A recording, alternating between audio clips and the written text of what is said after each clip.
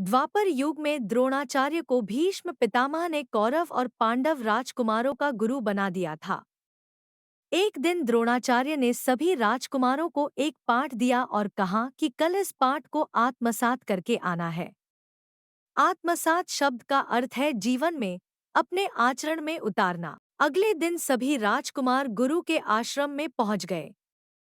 पढ़ाई शुरू हुई तो द्रोणाचार्य ने पूछा कि कौन कौन कल का पाठ याद करके आया है। युधिष्ठिर को छोड़कर बाकी सभी राजकुमारों ने कह दिया कि हमने ये पाठ याद कर लिया है। गुरु ने युधिष्ठिर से पूछा कि तुमने पाठ याद क्यों नहीं किया है। युधिष्ठिर ने कहा कि मैंने अभी तक ये पाठ आत्मसात नहीं किया है। ये बात सुनकर द्रोणाचार्य हैरान थे। कुछ देर सोचकर गुरु ने कहा कि ठीक है, कल याद करके आना। इसके बाद 10 दिन बीत गए, लेकिन युधिष्ठिर को वो पाठ अब तक याद नहीं हुआ था।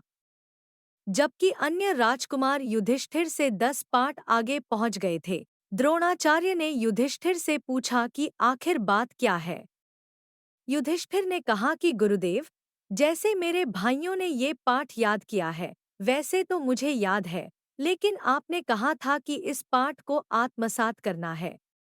आपने सत्य को जीवन में उतारने का पाठ दिया था और मैं सत्य को जीवन में उतार नहीं पा रहा हूँ। जब तक मैं इसे आत्मसात नहीं कर लूंगा, जब तक मैं सत्य को जीवन में नहीं उतार लूंगा, तब तक मैं इससे आगे नहीं बढ़ पाऊंगा।